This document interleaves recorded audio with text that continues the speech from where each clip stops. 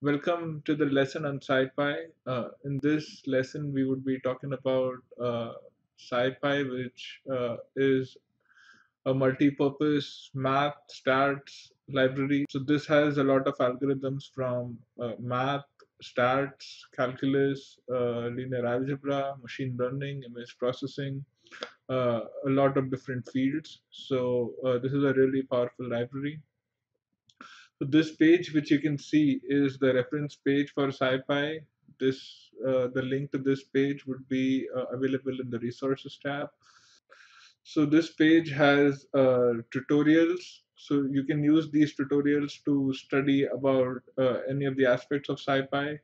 It also has references. So these are links to the documentation for each of the sub packages in SciPy. So these are the sub packages in SciPy, and this is the link to the documentation. So you could uh, click on any of these links and view the documentation. I would be talking a bit about each of these packages and then in depth about the ones which are going to be used in this class.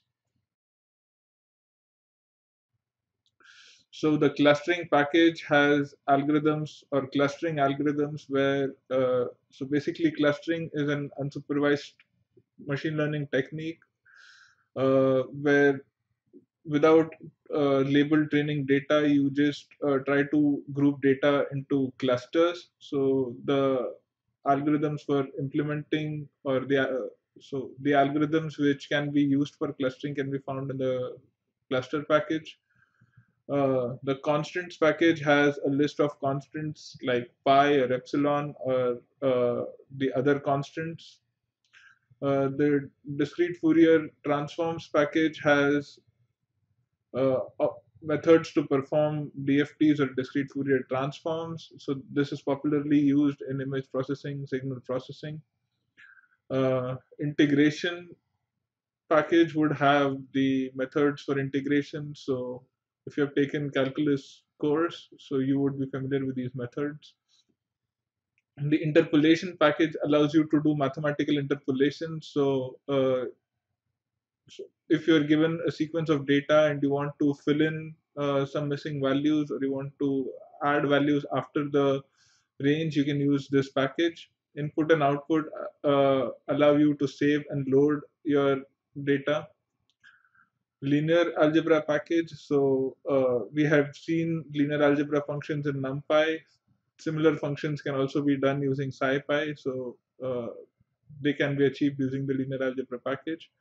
Miscellaneous routines has a number of general purpose functions or general purpose methods like factorial or loading an image or reading an image, stuff like that. So multidimensional image processing would allow you to perform operations on images. So it is basically used for image processing. So orthogonal distance regression is a method for prediction. So it is a supervised technique. Optimization and root finding. In optimization, what you try to do is try to find parameters for a function which would either maximize or minimize, which essentially means optimize the function. And root finding would allow you to find roots, square root or nth roots. Signal processing has a number of algorithms related to the domain.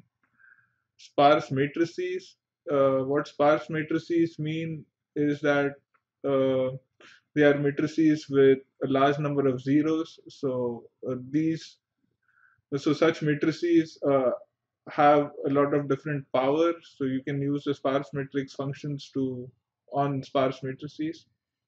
Linear algebra for sparse matrices. So this is, as the name suggests, the linear algebra operations on sparse matrices. Compressed sparse graph routines. So basically what these methods are, repeat on this. Compressed sparse graph routines. So these are graph methods for, or graph-based methods for sparse graphs. Spatial algorithms and data structures. So these have data structures and methods for space-related data. So someday if you decide to make your own map application like Google Maps, you can use this package, special functions. So this has a large number of special functions. An example of that is the Bessel function. So a number of special functions which you would see if you take like the advanced math classes. So basically statistical functions. Okay, so basically the statistical functions include the general purpose statistical functions like computing the probability density function or chi-square and stuff like that. Statistical functions for masked arrays, these are essentially the same as the statistical functions, except that the data structure used is masked arrays. Masked arrays is a special data structure which is provided in numpy, which can be used to represent data with missing values. So uh, you can compute statistics of such functions or such data. C and C++ integration, these allow you to write glue code to integrate with C and C++. So this is an overview of SciPy or the stuff you can do with SciPy. Make sure you go through the documentation. You might find so if you want to perform some operations, there is a great chance that it would be provided in SciPy. There are also tutorials up here in the same page, so you might want to check out these tutorials. Now I would be talking about some functions which are important from the perspective of the class, which are used in the class. I cannot talk about everything in detail, so about SciPy, if you need any of the libraries, you must go through the reference or the documentation.